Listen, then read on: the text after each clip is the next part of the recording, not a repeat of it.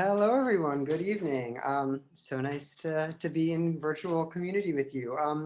My name is Aaron. I'm the literary director and dramaturg at New York Theater Workshop, and we are so grateful to have you here for this Workshop Wednesday Fireside Chat. The Fireside Chat and all of our virtual programming is free and available to our entire community, both in New York and around the world.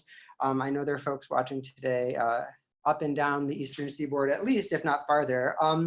And we would, and if you're in the position to support our work, we would really appreciate any gift that you might be able to give. You'll find a link to donate in the chat if you're on Zoom, or in the comments if you're on Facebook Live, where we are all simultaneously live streaming this conversation. To give you a little bit of a shape, the conversation is going to last for around an hour today. We should wrap up right around 6. First, we are going to have our artistic director, Jim Nicola, interview Martha Redbone and Aaron Whitby, and then we'll leave a little bit of time for question and answer. For those of you on Zoom, there is a question and answer feature in the webinar. Feel free to write in with technical and logistical questions, or with questions for Martha and Aaron. If you see something that you like, there's an opportunity to upvote it. You don't have to write the same thing. And on Facebook, please write in the comments, and somebody will get them over to us on Zoom, and so we can ask questions from Facebook as well. And similarly with the technical questions, if you have any, just reach out and we will do what we can to make sure that everybody has a smooth experience. I think that's all I have to say. We're so excited to have Martha and Aaron. Martha Redbone is a Native and African-American vocalist, songwriter, composer, and educator. She is known for her unique gumbo of folk, blues, and gospel from her childhood in Harlan County, Kentucky, infused with the eclectic grit of pre-gentrified Brooklyn. Redbone is the recipient of the Drama Desk nominated composer for the original score for the 2019 revival of For Colored Girls Who Have Considered Suicide When the Rainbow Is Enough. Aaron Whitby is an award-winning record producer, composer, songwriter, pianist, engineer, and educator, born and raised in London, and a longtime resident of Brooklyn. Recently, he put out Cousin from Another Planet, which was his debut album as a frontman. Together, they have worked on many projects, including The Garden of Love, Songs of William Blake, described by The New Yorker as a brilliant collision of cultures, Bone Hill, the concert, which I know is one of the topics of conversation for this evening, and a new piece, Black Mountain Women, that they're working on at the Public Theater. So without further ado, Martha, Aaron, Jim, thank you so much for being here. We look forward to the conversation. Hello. Hi, everyone. Hey there. Did it work? It did. It did. The magic. Yay, there it goes. The magic was. So the first thing I want to do, just because I think this is appropriate, is I want to play the clip of Stars. So we start with some music. And just a little background on this clip that you're about to see. The Goethe Institute, the sort of cultural arm of the German cultural enterprise, commissioned a group of theater makers across the globe to make short pieces. The plays really was what their intention was, but we contributed a song on the subject of net privacy, so that the danger that we all face with how much of our information is out there for anyone to see. And so when we were chosen, so gratefully we were chosen by the Goethe Institute, we got a hold of Martha and Aaron, and they made this song, and you will see what they conceived it as. So let's play that clip.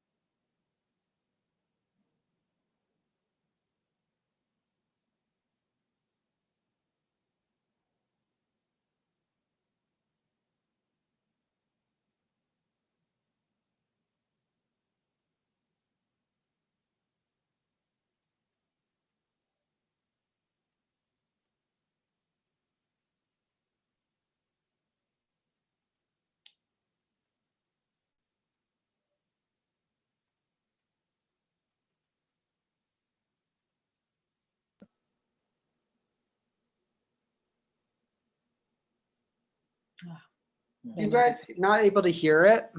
Me, No. No, Connie. we can't hear it. No. That is so weird. I wonder what that's about. Great. Whoever's That's doing quarantine music. whoever's doing the backup trying, it worked perfectly when we just did it. Although, I feel like Teddy Riley. actually, let me try this. What if I do this?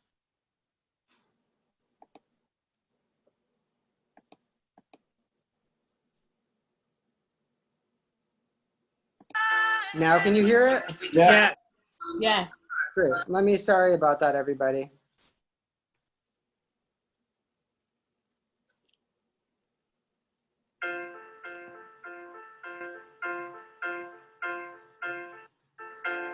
Oh.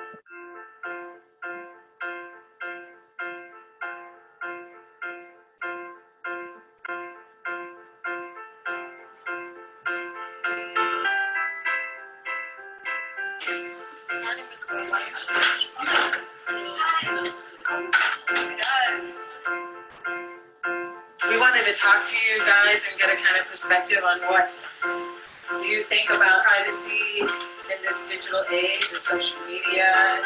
What happens today will really kind of shape what happens. So you guys are really involved in the making of this thing. We decided to make the song called Stars because we're saying, yeah, we're giving everything away. We're giving all our privacy away so that we can all be stars, you know? Social media is great if you're trying to put yourself out there. Everything about you. You can see it about other people. There might be some things that's none of your business, you know, that you don't want out there. But it's about how do we control that. Okay, you guys ready?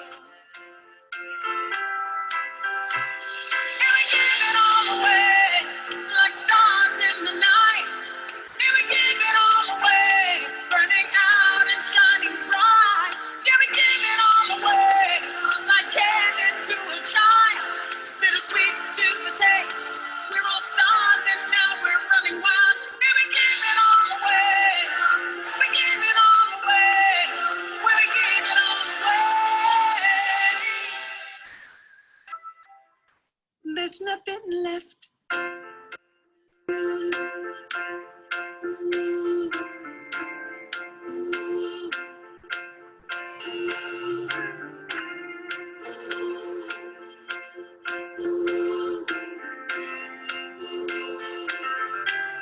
Night after night with the snapshots, selfies, checking and checking out. Who's watching me? Who's watching you? We do have a choice and a voice.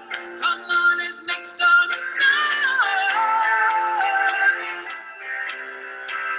And we give it all away, like stars in the night. And we give it all away, burning out and shining bright. Yeah, we give it all away, just like head into a child. Bittersweet to the taste. We're all stars and now we're running wild. Yeah, we give it all away. We give it all away. We give it all away.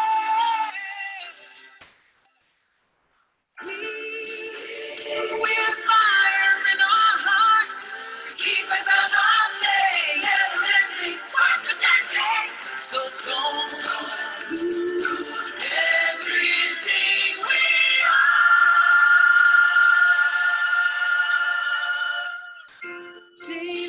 Save a little just for me. Save a little just for me. Save a little just for me. Save a little just for me. They gave it all away, like stars in the night. They gave it all away, burning out and shining bright. They gave it all away, just like handed to a child. Bittersweet to the taste. We're all stars, we're running wild.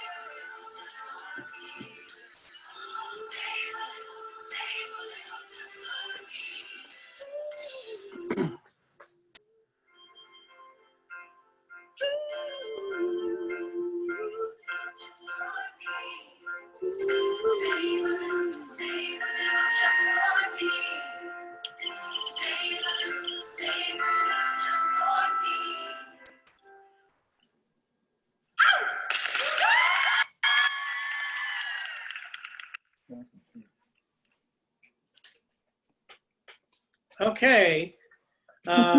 Hopefully we can get some better sound quality when we get to the next video clips.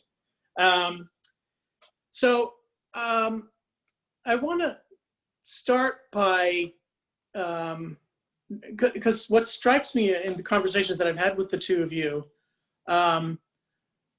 you have journeyed from across different sort of disciplines and art forms. And that's really fascinating to me. And sort of a hallmark, I would say, of the work that you do, which is bridges across difference and across communities, across tribes, across whatever. So maybe we should start with a little bit about telling us about, each of you telling us a little bit about yourselves, about your background a little bit, how you got to the first place. I know, Martha, you told me you started in graphic design. Yeah. Yep. Yeah. I should. Oh, that's really Yeah, and fine art, graphic design and fine arts, and you know, and in school, I went to Cooper Union. I qualified for the Cooper Union Saturday program, arts program, and I got that when I was 16, and then that kind of sparked my whole kind of artistic career. I was in art high school, and then from there I went to SVA, and then kind of ran out of money, you know. So I was single parent household, and I had to, you know, go to school full time and work full time in order to afford it. And so, you know, I had to do it in bits and pieces. And then through graphics, and for some reason, it seems like graphic design and the arts, you know, illustration and things connect to music, because people make music and they need album covers designed and things like that. And so the two fed each other, and made this kind of wonderful, wonderful marriage. And almost everyone I ended up meeting who was, you know, an artist also happened to fall into music as well, became a musician or was a musician who did that. So in a way, I feel like the music found me again, you know, after having touched it with lessons in childhood. So, you know, I didn't go the full music route like a lot of our friends did. I didn't have that kind of formal training all the way through. I kind of did it from more of an artistic perspective, and as a lyricist always wrote, you know, and loved creative writing and things like that. So that was my journey into the music world. And then I took off and went to London, and then studied some more art over there, and then ran into this fella. we all have bad days. And so we always say, we make the joke that we met through a vampire in London. We met through a vampire in London, which is the best way to describe it. And the rest definitely is history. So Aaron can tell you about his vampire experience. And Aaron, and what about your journey to that moment? I'm on my journey to that moment. No. Well, that's long and tortured. But no, I guess I knew very young I wanted to be a musician, but I had a lot of resistance in my household, and also we didn't have a good education. Like, one thing I've discovered coming over here is just how educated so many American musicians are. Most of the guys in New York, musicians, very educated. Not all, but, you know, from school, even if I didn't do college, not in college. Whereas there's a small handful of that on the scene in London. right, obviously started out, but it was much more, we were rock and roll, it was much more barbarian, you know? So I was just, I think as a musician, I played young, didn't have the greatest lessons, then took up the guitar because I wanted to be the Beatles and be in a rock band. And it just all, just eating up everything I could get, and that led me to jazz. And that kind of changed my whole perspective. And I started playing the piano, and when it was kind of got a little bit more respectable and went to a college which accepted barbarian musicians and let you know it as well. You know? So I left there after a year, and the second year started out with a kind of repeat of the first year. I basically had enough. I needed to practice, and I was getting gigs. So I kind of became a working musician and writer. I always wrote. For me, from the very first time I played piano as a 3 or 4 year old, I was improvising. It was just always natural for me to improvise, and writing is just really kind of writing down your improvisations to some degree. I mean, it's a figuring out. They're connected. So Meet and Martha was, the vampire was a woman who, well, you know. We'll leave that off. One of those mistakes, you know. Somebody takes your heart, one of those. That's a song. It's in a song. And but she did do the favor of kind of, she vaguely knew Martha and I needed some people. I was looking for people to sing some songs I'd written, because I'm a horrible singer. But I'd sung these songs she actually still sung, you know. And she introduced us, and very, very quickly I discovered, well, apart from just being completely blown away when she first came over, I mean, there's stories about when we met, but on staying professionally, you know, her voice was just so incredible. She sang the song, it was just completely, it was kind of amazing. And then we said at the end, it was kind of soulful. You know, do you want to improvise a bit? You know, do something at the end. And she's like, I don't ad lib. She's quite proper, Martha, you know, when she wants to be. I don't ad lib. That was my London vibe. Yeah, and I was like, well, you know, it's a kind of soul tune, just, you know.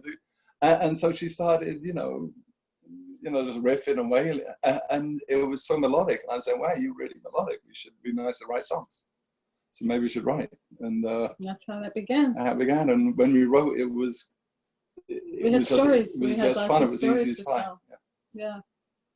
And do one of you tend to do words, one of you do music, or is it a combo? I mean, do you totally collaborate, or? More than it used to be. More than it used to be. I used to be predominantly the lyricist and melody, but then as he writes as well. He writes lyrics as well, and I also, you know, play on the piano and hear things, you know, I don't know as the complex chords that he does, and I don't have the you know, the training for harmony as strongly as he can do anything. But you know, I have really great ears, and I know when I have an idea that's confirmed, I know exactly where I want it to be and what I want it to sound like, and which is good, so that he's not guessing, you know. And so if we exhaust my ideas, and I say, okay, well, that one didn't work so well, you know, we can, you know, figure it out from there. But that's kind of how we work.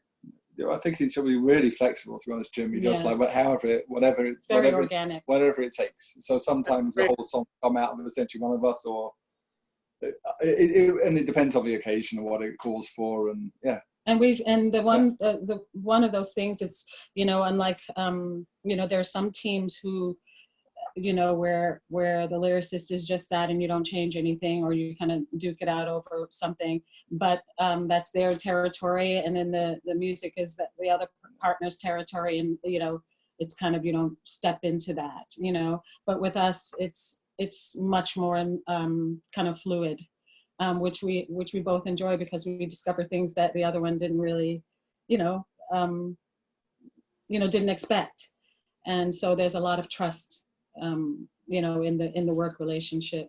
But Martha's definitely the predominant lyricist, especially I'd say the last few years. You know, there's other things, some things I've written a lot in, and again, since we started writing words for Bone Hill and these other things, where I a lot of the text writing, if you like, as well. But so it depends on the project, it really does. So you meet in London, and then the next thing I am aware of is you were sort of going down the runway of a career in the music world.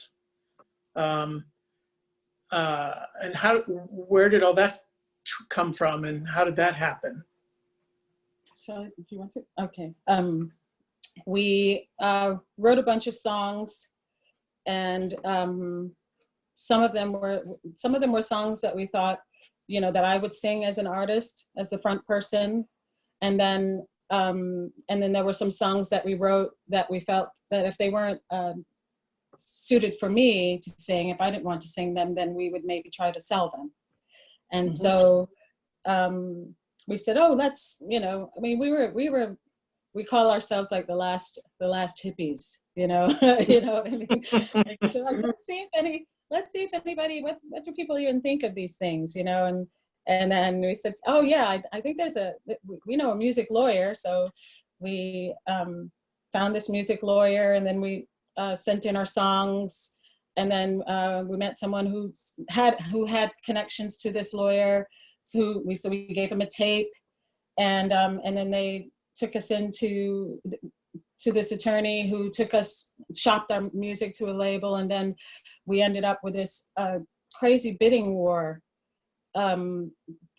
with these record labels trying to, you know, fight over who was going to sign us. And then the person who brokered it was surprised himself that he could garner that much attention from the work that we'd done, you know, just from this little 4-song tape, that he became very arrogant and self-destructive and kind of blew the entire bidding war. But there was one thing that left, and that was the publishing deal, and who loved our songwriting and said, here, let's do this, and you know, we can always get you that, we can always get you a record deal, but why don't you write some songs for other people too, because your songs are so great. So that's what got our start, and we ended up with Warner Chappell Music Publishing. I'm muting myself because there's a lot of outside noise. That's okay. Interrupt. So, well, that leads me to, there was this sort of thriving music life that you had, and then the theater world started to creep in. And this thing called Bone Hill feels to me like it was a transitional moment or a toe in the water kind of thing. Is that true? No, actually it was an organic. It was completely organic, because after, you know, our kind of years of making the decision to become independent artists after our experience in the big corporate world, and seeing how artists are, you know, just learning the business side of it as opposed to the music side, and the marketing and the being a product as a front person. There's certain things that are expected of you, and there's certain things that are not.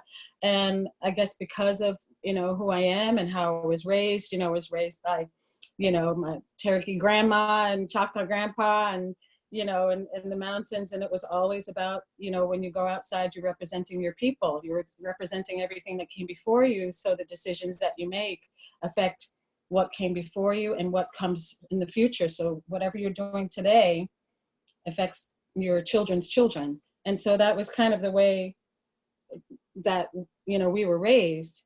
And there were certain things that always called me to, you know, what decisions can I make that would honor the family, you know, that would kind of not necessarily pay homage to them, but it ended up being that in a way. You know, we're East Coast, Eastern Woodlands people.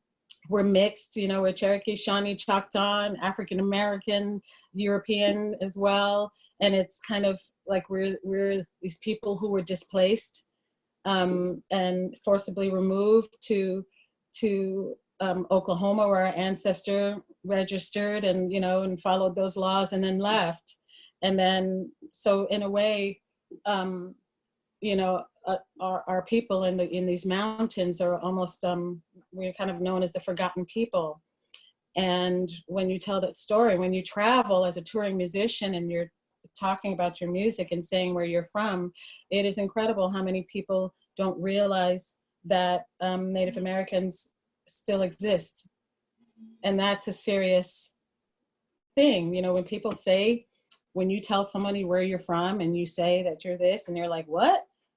You mean Red Indians are still alive? You know, and I can't tell you how many times I've heard that in Europe and in Africa, you know, Red Indians.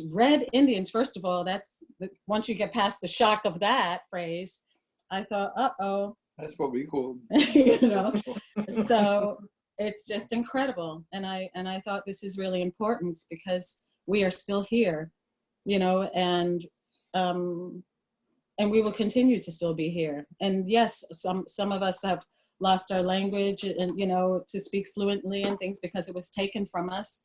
Our identity was taken from us. And we had everything taken from us. We're still having things taken from us, even during this COVID-19 pandemic. We're still always fighting for our existence and fighting for our rights and for a voice and representation and a voice, really, and a voice. And so you know, at Joe's Pub, which is our second performance, Home Away from Home in New York City, Shanta Fake at the time, who was the director, called us up and said that she had this wonderful program that was called New York Voices. And it was a chance to make a music project, a kind of theatrical concert, and anything. It was like something in, you know, working with the theater side. And immediately we knew we went from the representation to, yeah, let's share this family story, this coal mining story of this coal mining family in Appalachia, and how we came to be there and how we still continue to, you know, to celebrate our culture and who we are and our ceremonies, our songs, and you know, so that our people don't disappear, because now those lands are facing threat with strip mining and mountaintop removal, and you know, it goes across the country, Standing Rock and uranium mines and all of these things that are happening. And you know, we've all known about these things for years, you know, because this is what we all talk about with, you know, with our cousins, all our relatives across the country. And so it's only since really social media, you know, they say it's a blessing and a curse, but for us it's a blessing, because now people all over the world can learn a bit more about our stories and hear our voice, hear the voice from the people. So Bone Hill is when I first really got to know the work of the two of you. And I'll never forget the feeling I had when I first encountered it at Joe's Pub.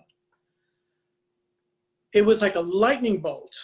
I thought, I'm hearing here the first truly American musical theater project, because it draws on all of the traditions of people that have lived through time on this continent.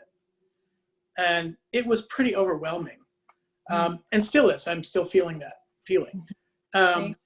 So I could, the sense of all of the cultures that exist in your body are in your music, the music that the two of you make. It's very powerful. Let's roll that clip of the Bone Hill promo thing so people can get a little flavor of what the piece is.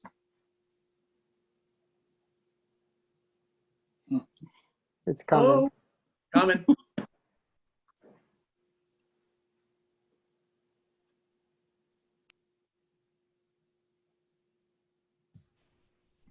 can tell you the name. She can tell you the name. I can tell you the place. She can tell you the place. I can write a book. She can write a book. In fact, I can even write a musical. But today, I'm just going to tell you a story. This piece is part of our New York Voices commissioning series here at Joe's Pub. And New York Voices, what we do is we find artists that are here that perform at Joe's Pub regularly and that we feel like really have a story to tell that is not being seen in the American theater, that they deserve a larger stage and a bigger voice and a bigger audience for the work that they're presenting.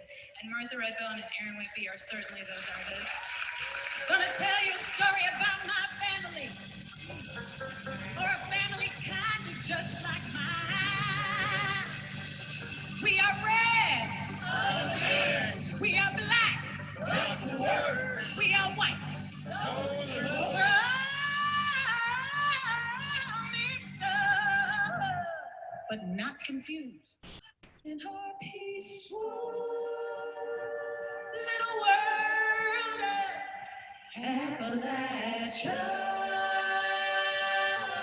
I wanted to talk about the culture of Cherokee people, Shawnee people, African American people, and the Europeans. You know, when we talk about certain places being a melting pot, my entire family is a melting pot. Kentucky.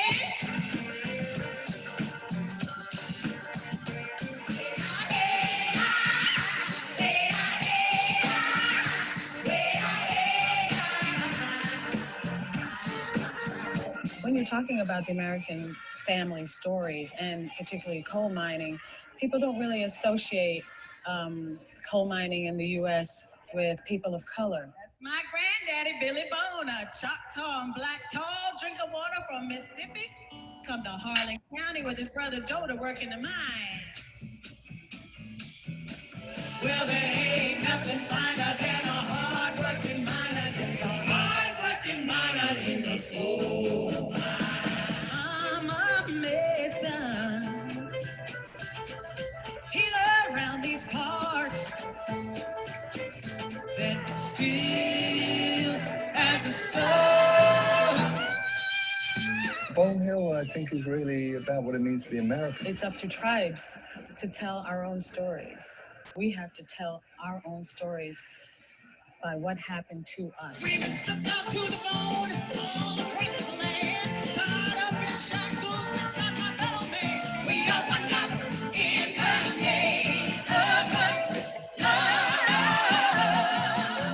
Erased from our past, erased for the future.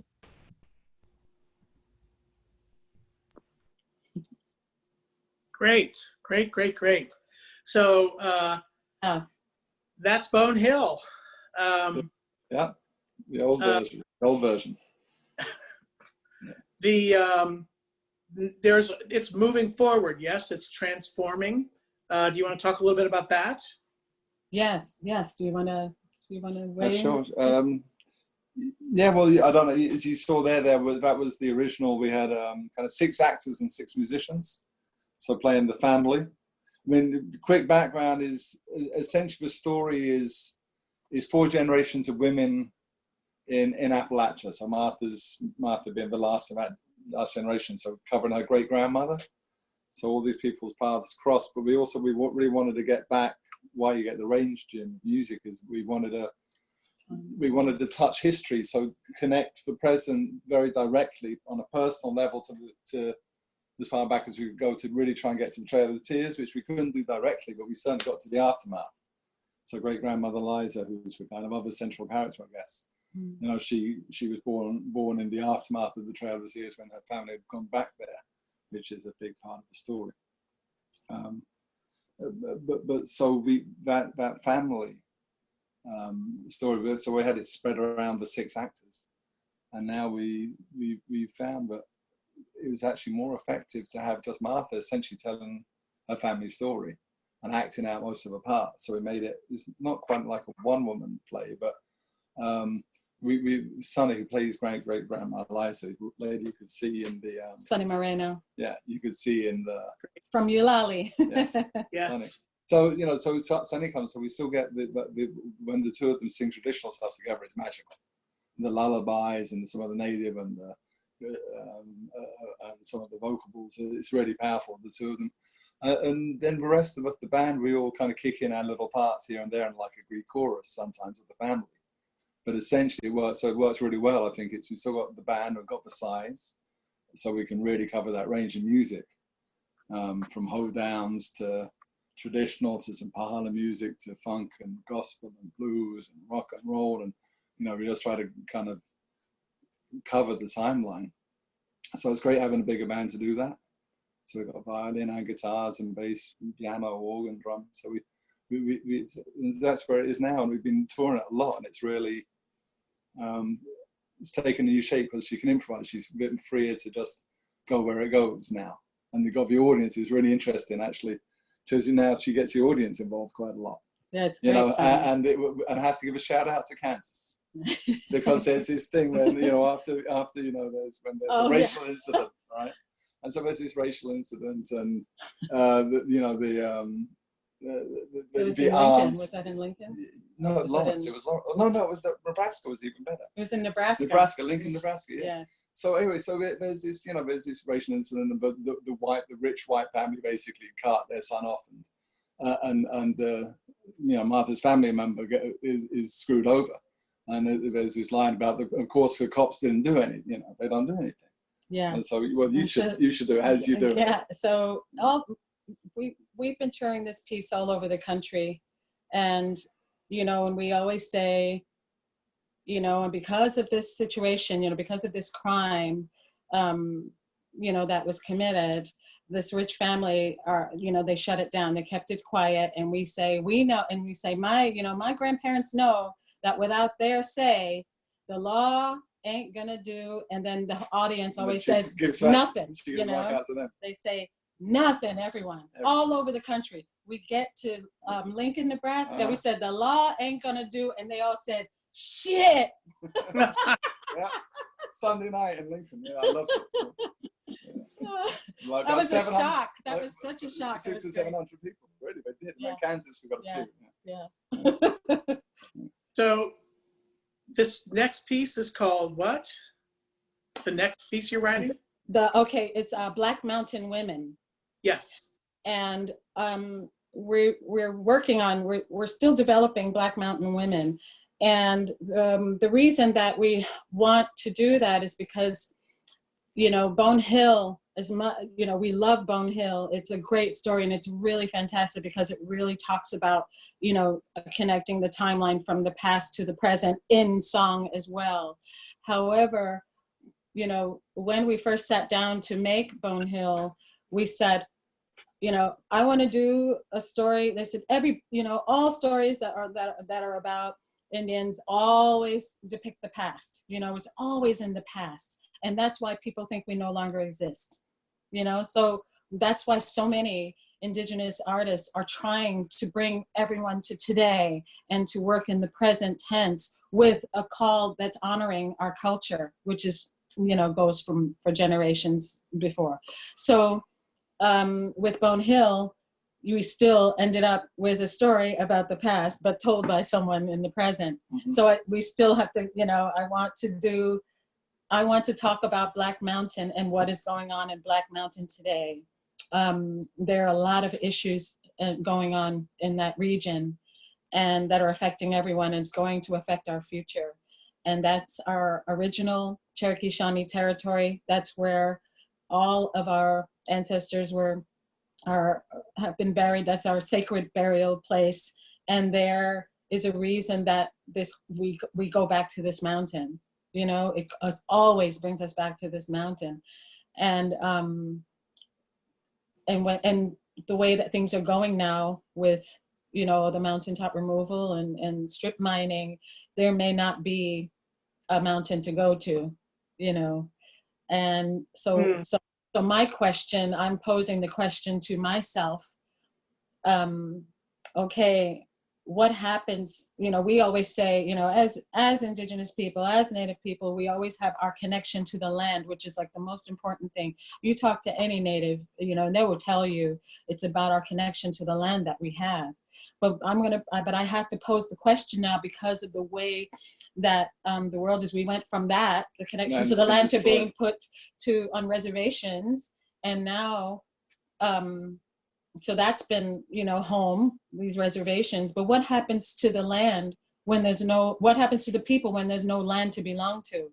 you know, you see what's going on in Bears Ears Monument, where, you know, land is being just removed and just taken away. And so what happens to us as people, and what happens to our culture when there's no land to belong to? So I'm posing that question and trying to, and what's the word that we use? Grappling with it, to try to figure out what that really means, and what it really means for my people, you know, and what it means for our future, you know, for our children's children, you know. Right. So that's the new kind of thing. And the music is incredible, great fun. Yeah, so I'm very excited about it.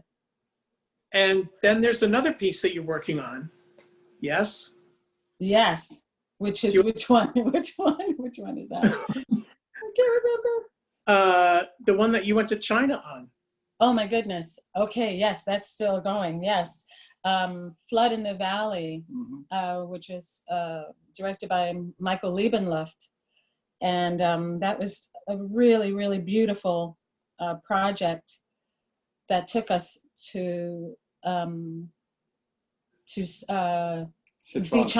Sichuan, China, and Xichang, where we worked with the indigenous people there, the Nuosu people, or called the Yi people, the Yi Autonomous Prefecture. That's how they are referred to. And what was really mind-blowing was that they were a mountain tribe, and we're a mountain tribe. So we had that culture to share, and we were absolutely blown away, right? Because we had no idea how similar, we didn't realize how similar we were. Well, first of all, what was really interesting was that we were similar resemblance as well. And we were really lucky, but pretty much the first weekend, not me, when we got there, there was a torch festival, which is one of their most important festivals of the year. And so they drove us, you know, we were in a little city, which is, you could fly into Chengdu, which is a huge kind of capital of Sichuan, but which is far west. Then we drove 8 hours up into the foothills of the Himalayas. And you start to get, it's very remote. It's where they used to send people from Cultural Revolution. If you read Wild Ones, or that other one was the Balzac and the Little Seamstress, is that these regions sent out from Chengdu up into these mountains, which were indigenous. And then they took us, so we were up about kind of 6,000 to 7,000 feet, and then they went up another 3,000 feet. Another couple of hours drive up into the Himalayas and then over mountain tops. They had this just wild festival. And we were, I mean, it was all sorts of stuff going on. It was very mainly, beautiful. But they light the whole thing on fire at night. I mean, they run around with torches. But the people there, they were really similar to Cherokees. I mean, you were wandering around, Martha was wandering around, and we've got all these pictures. Of they were similar to a lot of us. Yeah. There were, I mean, the Torch Festival was a celebration honoring their ancestor, who was a leader of their people, and there was a disease of the vegetation. I wish we need Michael on here. Well, they burnt away the mosquitoes. Yeah, it was that very damp. It was damaging the plants and the trees, and the vegetation wasn't growing, and people were starving. So I guess their leader burnt down all the lands, and then which killed off the disease, and then the trees and plants started to grow again in vegetation, and so they're honoring this ancestor who saved their future, basically. And so there's this beautiful, I mean, they have an eagle dance. We, you know, our Tiwa people have the eagle dance, you know, out west, our Pueblo people, and they had so many similar dances and songs and throat singing, like the Inuit people and the Yupik people, and then they also have, you know, more morning songs that sound so similar to our morning songs. So that's one of the things that we shared in the piece as well. And it was just a really magical, wonderful time to compare cultures, and in the name of you know, kind of, it was an American love story and a Chinese love story kind of put together, and the But illegal love stories, both of them. yes, Yeah. both kind of forbidden love, Yeah. and how they get through it. So that was very, very beautiful. And we had a shout out to Reggie White, who Elon. and Elong Liu, who was the dramaturgy for that And he wrote as it, well. yeah. And he ended up writing a good part of it. And Cord Tuttle was the playwright as well for that. Well, we have a little clip from that, and so let's leave that. Great, we'll get it up.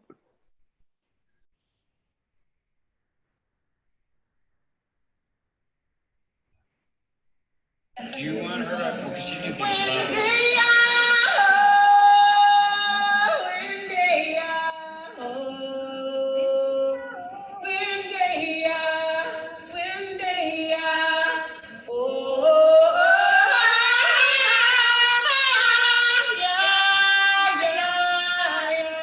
That's her key, right? Yeah.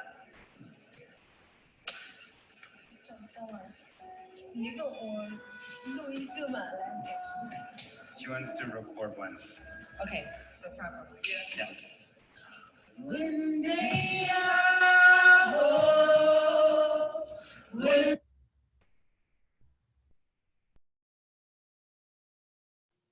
Amazing.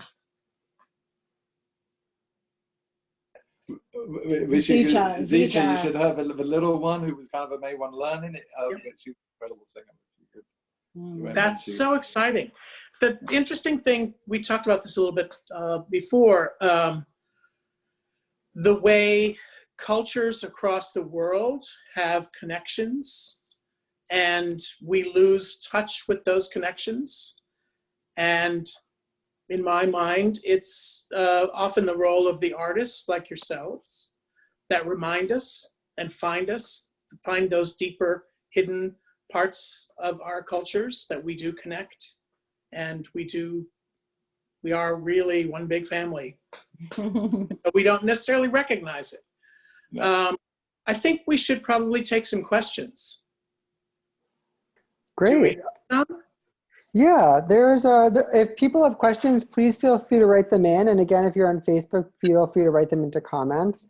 I feel like a first question that we've been asking a bunch of folks that has come up is, what are you doing right now to nourish yourselves, to take care of yourselves and your family, whether that's artistic or not? Well, just before the pandemic hit the States, we were on the road. I mean, and nonstop. And in fact, we were in Berkeley, California, and performing at Freight and Salvage music venue. And just that very same weekend, the first case was about 3 hours away. Well, first case from there, in right? yeah, First California case was right there. It's Yeah, in, pretty much, yeah. California, Yeah. about 3 hours away from where we were. And then we flew back. We got on a plane and we flew back to New York. And then all of a sudden it was like, don't go out of your house. Mm-hmm. So for us, having been on the road just nonstop, going back and forth, doing all kinds of different, all over the country, we were really happy to be back at home because we can cook and, you know, do laundry and sleep in our own bed and things like that. And, you know, because when you and yeah, basically cook and save money. So for the first, I have to say, for the first, you know, couple of weeks, didn't really miss going out. And also, you know, in New York, if you don't go out, you don't spend money. There's no $6 frappuccinos, you know, with almond milk, right? So it's like, whoa, you know, saving some money here. And then you start hearing about those deaths. And then it's like, okay. And then we have a child too. So it's, you know, we've always homeschooled our son when he's on the road. He comes on the road with us, you know. So that part was not such a difficult adjustment. But to nourish ourselves, you know, we're lucky we have a yard, you know, we have a backyard, a garden. So, you know, we can let some fresh air in without having to, you know, go out the front, you know. and we kind of go out once a week to get food, and we just really try to stay positive. It's been really difficult for me personally, keeping positive, because I started very early on. We started losing a lot of musician friends, a lot of our friends who are on, touring and playing in churches, and you know what I mean, they're out all the time. A lot of them caught the virus and are struggling with it. And we also lost a lot of our elder musician friends. And then, and then the Native community started getting hit with deaths, and we kept keep hearing about people going. So I got very down, and I, we were asked to sing and kind of perform live, and our friends are performing live on, on these things on, Instagram and Facebook Live and all that. But it was really hard for me to sing without crying, bursting into tears. So I had to stop and just kind of, regroup myself. And so I'm just coming out of it by just doing a little bit each day. And, so now I can sing, I can sing one song without crying now. So, baby steps for me. And he's always been a rock, but he's been my rock for 27 years. So he's the British stiff upper lip. So no, I kind of self-isolate most of the time, to be honest, because I like to be alone with the piano or a book, and edibles. So, no, just kidding. So if needs be, but for us, I think the biggest thing, the deaths are horrible, and being parents, it's a lot. Although we're used to having a kid on the road, this is different, online learning, and it takes up a lot of. Feeding the growing child, he's getting up there now 3 times a day, exercising him and making sure that's quite a full-time job. Yeah. So getting creative has been maybe just picking at it, but it's I think both our experiences, you can, there's a craft element. If you have to create, you can always perform. You have to perform. But really, for inspired stuff, it's better to sometimes kind of work at it, but try and force it if it's not, if in terms of it starts speaking a bit more clearly. Yeah, and this particular time, I don't think is the time to just go into the kind of craft mode. This is hitting us, it's hitting the world so much deeper than we had expected. And there's so many questions that we all have. And, we're angry at the situation. And at the same time, we feel very helpless. And, being very helpless is a terrible predicament to be in when you have a child who you are meant to give hope and keep hope and, going. So that part has been difficult, because we have to believe, as parents, we must believe that we will get through this and that we will be better humans because of this. And we are learning. We make this joke that, when a crisis happens, it's a good time to be indigenous, to go back to our prayers and our ceremonies and our nurturing ourselves and cooking together and reading together and crafting together and doing things like how our grandparents did, and stay and do as our ancestors taught us. They gave us the tools to do it. And I think they gave us the tools because there may come a day where there is a crisis where you're going to have to know how to function and know how to survive and know how to make things without using electricity, and not think that it's the end of the world if a screen isn't perfect, or those kinds of things. We need to know how to function and when everything goes out, and to keep our spirits up.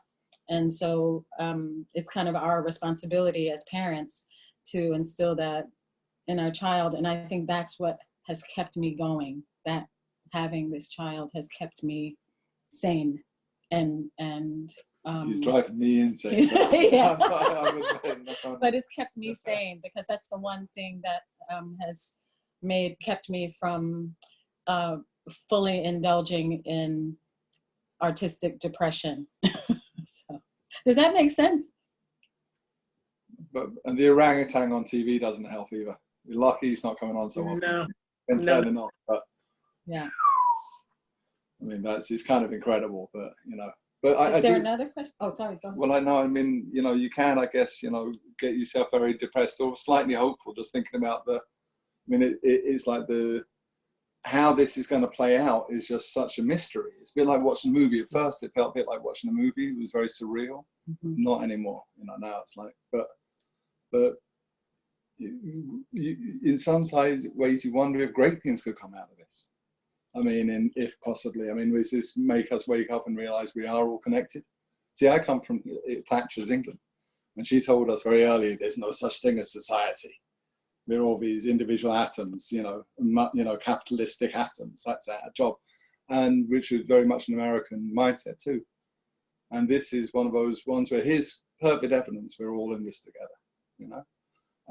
Plus, for the thing about universal basic income, about universal healthcare, about We have to look after each other. So will this, and will bring a blue wave, which will give us, you know, some kind of democratic administration where they let Elizabeth Warren and Ocasio-Cortez and Sanders kind of actually do something? Will we get a blue Senate because of this, or will they bankrupt the states? And who knows? You know, Yeah. There's a wide range of. I try to indulge in hopeful visions. Yes. As well as the dystopian ones. Well, we're a little past 6. There was one more question that had come in. I don't know if you wanted to try to answer it. Sure. I think actually you already started to answer it a little bit. But it's a multi-pronged question. And one question I think that you were speaking to, Martha, is there a spiritual aspect you tap into in terms of your relationship to those who came before you? And then another part of the question is about formal training that you have versus, and I think that speaks a little bit to craft versus instinct or raw talent, and how you both think about those things. That's a really good question. The first part of it, I think, as far as religion goes, you know, I come from, you know, the kind of Southern Baptist church kind of upbringing. And in that region, you know, there's fire and brimstone and all kinds of stuff like that. At the same time, you know, my grandpa was not that. My grandpa was much more of a traditional Choctaw man. And so we had a bit of both going on. And because we lived right next door to the church, and when you're in a small, you know, coal mining town, that's the gathering for community events. So I had a kind of double culture, you know, kind of traditional and also church culture, you know. So the other part was, what was that last part of the thing that?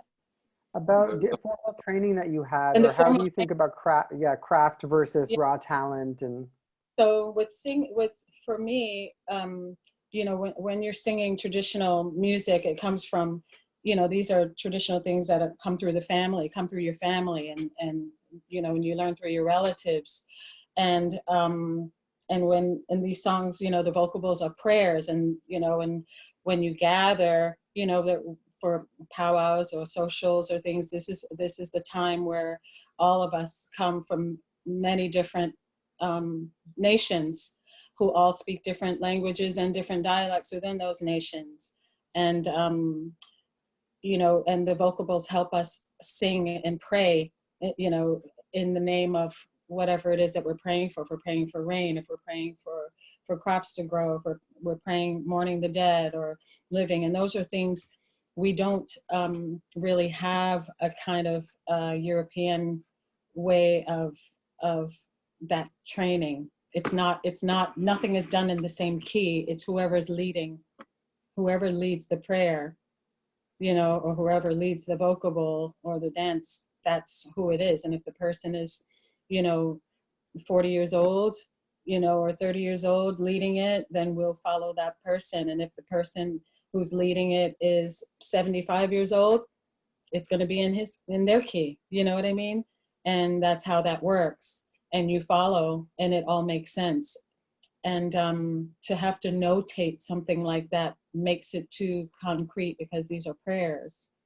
So when it, you know, applying a kind of Western European way to something that has no relation is difficult. And it doesn't mean that it's, you know, necessarily raw or primitive, because those words are also European to keep us devalued.